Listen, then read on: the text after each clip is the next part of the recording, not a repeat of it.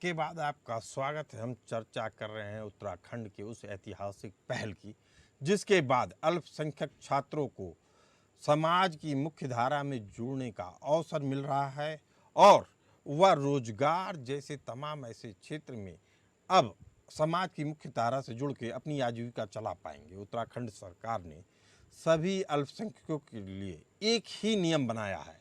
इस नीति के तहत बोर्ड ढांचे को ही बदल दिया गया है, लेकिन सवाल उठता है कि उत्तर प्रदेश जब सुप्रीम कोर्ट के दायरे में रहकर पुराने कानून के भीतर ही कड़े नियम और जांच कर रहा है, तो उत्तराखंड में इस तरह का कायापलट कैसे हो गया, जबकि उत्तराखंड के मदरसों में अब उत्तराखंड स्कूल शिक्षा बोर्ड का पाठ्यक्रम और एनसीईआरटी की किताबें अनिवार्य कर दी गई हैं।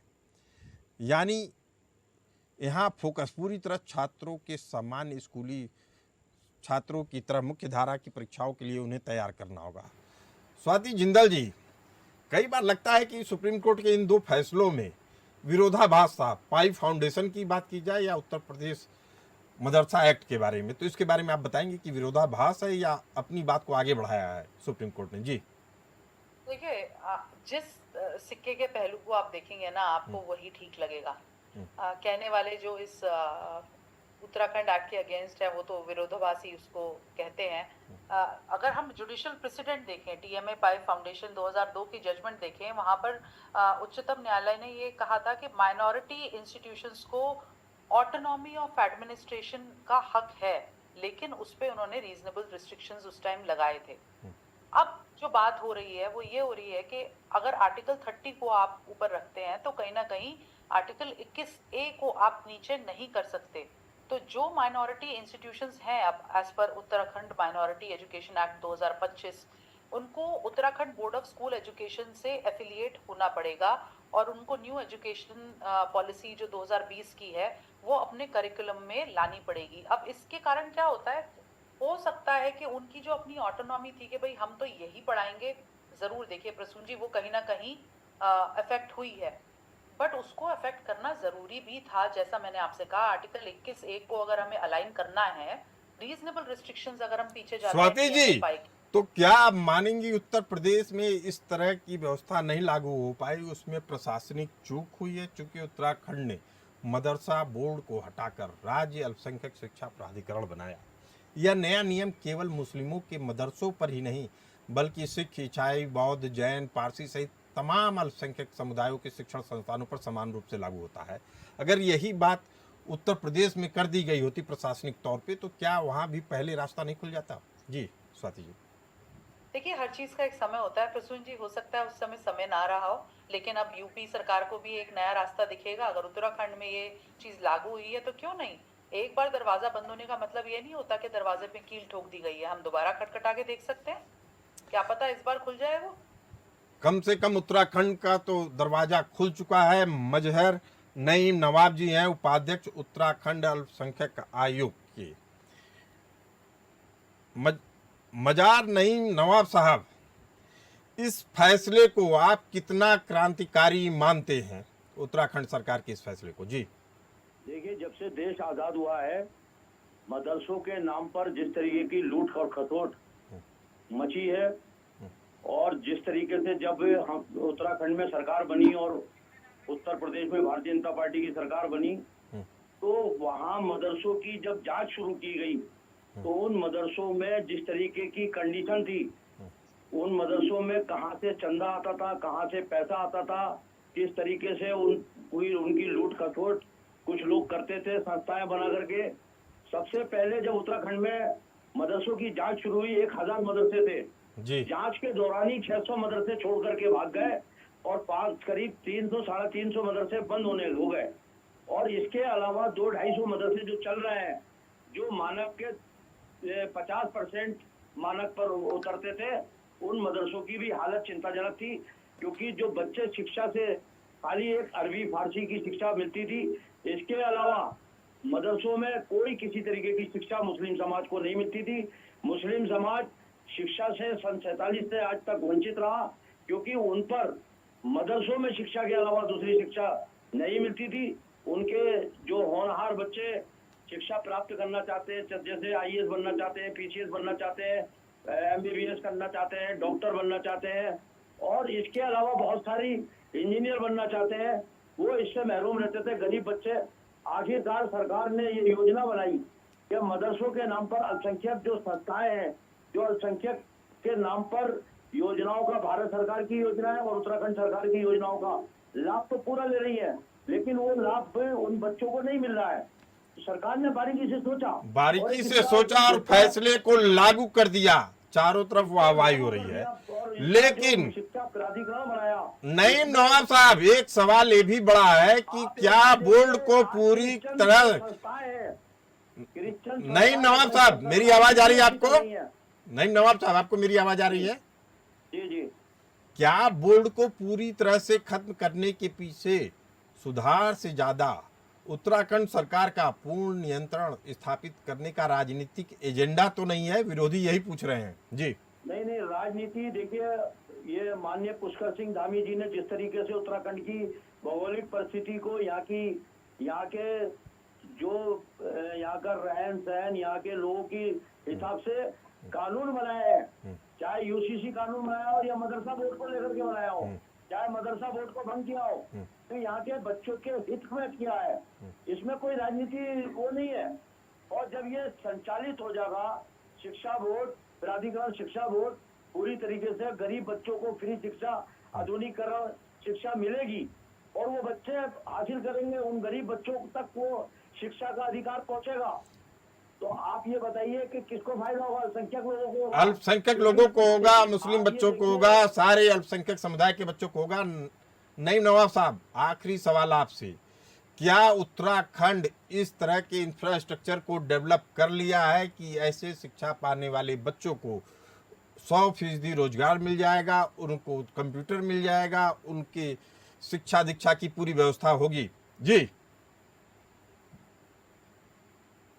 हेलो, मेरी आवाज आ रही नईम नवाब साहब? जी जी जी। मैं पूछ रहा हूँ, बच्चों जो महरूम रहते थे इन चीजों से, कंप्यूटर से महरूम रहते थे, आज आधुनिकीकरण, जो आज आप देखिए सोशल मीडिया का जमाना है और सोशल मीडिया पे अगर बच्चा अपना मोबाइल लेता है तो वो सोशल मीडिया पे एक्टिव है, लेकिन पढ़ाई के क्षेत्र में पीछे है। तो पढ़ाई के क्षेत्र में उसको आगे बढ़ेगा, उसको एक सरकार जो योजनाओं का लाभ है, उस अंतिम छोर में बैठे हुए व्यक्ति को, संख्यक चाहे मुस्लिम समाज का हो, बौद्ध समाज का हो, सिख समाज का हो, आज आप देखिए तो ईसाई मिशनरी के स्कूल चल रहे हैं, उनमें जो शिक्षा है उनकी गुणवत्ता बहुत अच्छी है, लेकिन हमारे सिख समाज के जो स्कूल हैं उनकी गुणवत्ता को देखिए, आपके नाम है, वो भी आज शिक्षा में पीछे हैं, उनको भी शिक्षा में आगे आना है। तो ये सारे अल्पसंख्यक जो हमारे पीछे शिक्षा में चल रहे हैं, उनको एक आगे लाने का काम पुष्कर सिंह धामी ने किया है। पुष्कर सिंह धामी ने किया है सबका साथ सबका विकास। पुराने मदरसा बोर्ड की डिग्रियों के आधार पर छात्रों को सिविल सर्विसेज या बड़ी कॉरपोरेट नौकरियों में जगह नहीं मिलती थी। उत्तराखंड बोर्ड के पाठ्यक्रम से जुड़ने के बाद इन बच्चों का भविष्य निश्चित तौर पर और ज्यादा उज्जवल होगा। आप सभी मेहमान इस खास चर्चा में, आप सभी का बहुत बहुत धन्यवाद। फिलहाल इस चर्चा में इतना ही, हमें दीजिए इजाजत, नमस्कार।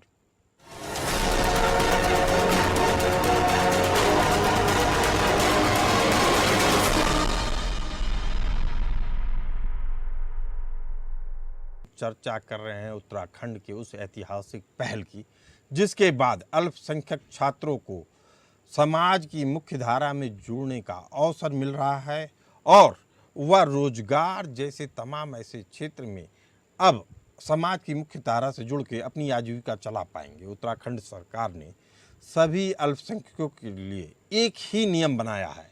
इस नीति के तहत बोर्ड ढांचे को ही बदल दिया गया है, लेकिन सवाल उठता है कि उत्तर प्रदेश जब सुप्रीम कोर्ट के दायरे में रहकर पुराने कानून के भीतर ही कड़े नियम और जांच कर रहा है, तो उत्तराखंड में इस तरह का कायापलट कैसे हो गया, जबकि उत्तराखंड के मदरसों में अब उत्तराखंड स्कूल शिक्षा बोर्ड का पाठ्यक्रम और एनसीईआरटी की किताबें अनिवार्य कर दी गई हैं। यानी यहाँ फोकस पूरी तरह छात्रों के सामान्य स्कूली छात्रों की तरह मुख्य धारा की परीक्षाओं के लिए उन्हें तैयार करना होगा। स्वाति जिंदल जी, कई बार लगता है कि सुप्रीम कोर्ट के इन दो फैसलों में विरोधाभास था। पाई फाउंडेशन की बात की जाए या उत्तर प्रदेश मदरसा एक्ट के बारे में, तो इसके बारे में आप बताएंगे कि विरोधाभास है या अपनी बात को आगे बढ़ाया है सुप्रीम कोर्ट ने? जी देखिए, जिस सिक्के के पहलू को आप देखेंगे ना, आपको वही ठीक लगेगा। कहने वाले जो इस उत्तराखंड एक्ट के अगेंस्ट है, वो तो विरोधाभासी उसको कहते हैं। अगर हम जुडिशियल प्रेसिडेंट देखें, टीएमए पाई फाउंडेशन 2002 की जजमेंट देखें, वहां पर उच्चतम न्यायालय ने ये कहा था कि माइनॉरिटी इंस्टीट्यूशंस को ऑटोनॉमी ऑफ एडमिनिस्ट्रेशन का हक है, लेकिन उस पे उन्होंने रीजनेबल रिस्ट्रिक्शंस उस टाइम लगाए थे। अब जो बात हो रही है वो ये हो रही है कि अगर आर्टिकल 30 को आप ऊपर रखते हैं तो कहीं ना कहीं आर्टिकल 21A को आप नीचे नहीं कर सकते। तो जो माइनॉरिटी इंस्टीट्यूशंस हैं, अब as per Uttarakhand minority education act 2025, उनको Uttarakhand board of school education से एफिलिएट होना पड़ेगा और उनको न्यू एजुकेशन पॉलिसी जो 2020 की है वो अपने करिकुलम में लानी पड़ेगी। अब इसके कारण क्या होता है, हो सकता है कि उनकी जो अपनी ऑटोनॉमी थी कि भाई हम तो यही पढ़ाएंगे, जरूर देखिए प्रसून जी, वो कहीं ना कहीं अफेक्ट हुई है, बट उसको अफेक्ट करना जरूरी भी था। जैसा मैंने आपसे कहा, आर्टिकल 21A को अगर हमें अलाइन करना है, रीजनेबल रिस्ट्रिक्शंस अगर हम पीछे जाते हैं स्वाति जी, तो क्या आप मानेंगी उत्तर प्रदेश में इस तरह की व्यवस्था नहीं लागू हो पाई? उसमें प्रशासनिक चूक हुई है, चूंकि उत्तराखंड ने मदरसा बोर्ड को हटाकर राज्य अल्पसंख्यक शिक्षा प्राधिकरण बनाया। यह नया नियम केवल मुस्लिमों के मदरसों पर ही नहीं, बल्कि सिख, ईसाई, बौद्ध, जैन, पारसी सहित तमाम अल्पसंख्यक समुदायों के शिक्षण संस्थानों पर समान रूप से लागू होता है। अगर यही बात उत्तर प्रदेश में कर दी गई होती प्रशासनिक तौर पे, तो क्या वहां भी पहले रास्ता नहीं खुल जाता? जी स्वाति जी। देखिए, हर चीज का एक समय होता है प्रसून जी, हो सकता है उस समय ना रहा हो, लेकिन अब यूपी सरकार को भी एक नया रास्ता दिखेगा। अगर उत्तराखंड में ये चीज लागू हुई है तो क्यों नहीं, एक बार दरवाजा बंद होने का मतलब ये नहीं होता कि दरवाजे पे कील ठोक दी गई है। हम दोबारा खटखटा के देख सकते हैं, क्या पता इस बार खुल जाए वो। कम से कम उत्तराखंड का तो दरवाजा खुल चुका है। मजहर नईम नवाब जी हैं उपाध्यक्ष उत्तराखंड अल्पसंख्यक आयोग के।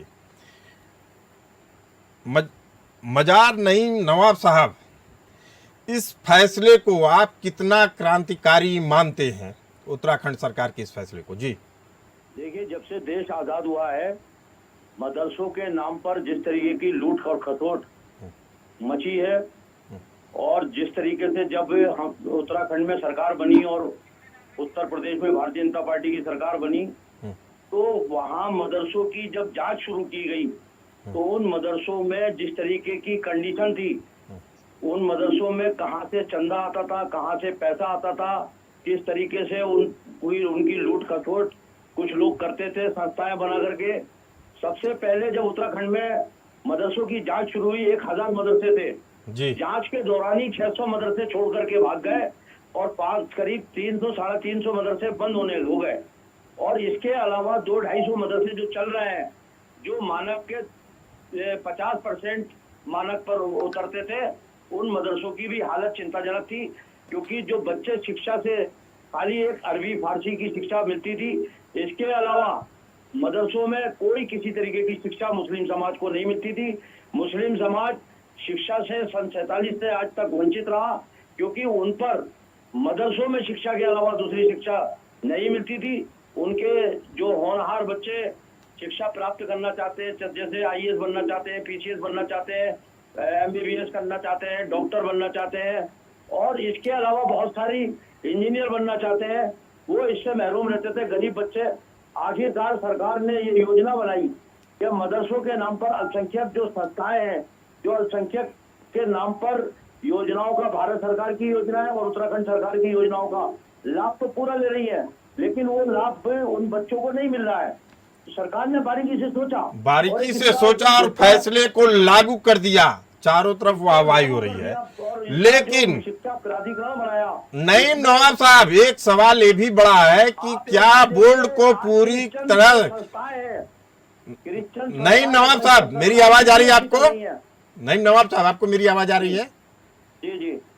क्या बोर्ड को पूरी तरह से खत्म करने के पीछे सुधार से ज्यादा उत्तराखंड सरकार का पूर्ण नियंत्रण स्थापित करने का राजनीतिक एजेंडा तो नहीं है? विरोधी यही पूछ रहे हैं। जी नहीं, राजनीति देखिए, ये माननीय पुष्कर सिंह धामी जी ने जिस तरीके से उत्तराखंड की भौगोलिक परिस्थिति को, यहाँ के जो यहाँ का रहन सहन, यहाँ के लोगों की हिसाब से कानून बनाया है, चाहे यूसीसी कानून बनाया हो या मदरसा बोर्ड को लेकर के बनाया हो, चाहे मदरसा बोर्ड को भंग किया हो, तो यहाँ के बच्चों के हित में किया है। इसमें कोई राजनीति वो नहीं है। और जब ये संचालित हो जाएगा, शिक्षा बोर्ड, प्राधिकरण शिक्षा बोर्ड पूरी तरीके से गरीब बच्चों को फ्री शिक्षा, आधुनिकरण शिक्षा मिलेगी और वो बच्चे हासिल करेंगे, उन गरीब बच्चों तक वो शिक्षा का अधिकार पहुंचेगा। तो आप ये बताइए कि किसको फायदा होगा? अल्पसंख्यक लोगों को होगा, अल्पसंख्यक लोगों को होगा, मुस्लिम बच्चों को होगा, सारे अल्पसंख्यक समुदाय के बच्चों को होगा। नईम नवाब साहब, आखिरी सवाल आपसे, क्या उत्तराखंड इस तरह के इंफ्रास्ट्रक्चर को डेवलप कर लिया है कि ऐसे शिक्षा पाने वाले बच्चों को 100% रोजगार मिल जाएगा, उनको कंप्यूटर मिल जाएगा, उनके शिक्षा दीक्षा की पूरी व्यवस्था होगी? जी, हेलो, मेरी आवाज आ रही नईम नवाब साहब? जी जी जी, मैं पूछ रहा हूँ, बच्चों जो महरूम रहते थे इन चीजों से, कंप्यूटर से महरूम रहते थे, आज आधुनिकरण जो आज आप देखिए सोशल मीडिया का जमाना है, और सोशल मीडिया पे अगर बच्चा अपना मोबाइल लेता है तो वो सोशल मीडिया पे एक्टिव है, लेकिन पढ़ाई के क्षेत्र में पीछे है।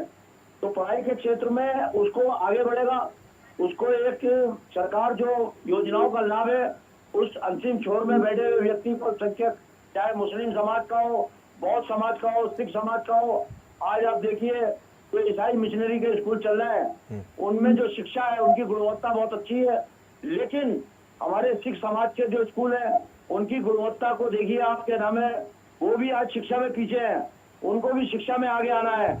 तो ये सारे अल्पसंख्यक जो हमारे पीछे शिक्षा में चल रहे हैं उनको एक आगे लाने का काम पुष्कर सिंह धामी ने किया है। पुष्कर सिंह धामी ने किया है सबका साथ सबका विकास। पुराने मदरसा बोर्ड की डिग्रियों के आधार पर छात्रों को सिविल सर्विसेज या बड़ी कॉरपोरेट नौकरियों में जगह नहीं मिलती थी। उत्तराखंड बोर्ड के पाठ्यक्रम से जुड़ने के बाद इन बच्चों का भविष्य निश्चित तौर पर और ज्यादा उज्जवल होगा। आप सभी मेहमान इस खास चर्चा में आप सभी का बहुत बहुत धन्यवाद। फिलहाल इस चर्चा में इतना ही, हमें दीजिए इजाजत। नमस्कार।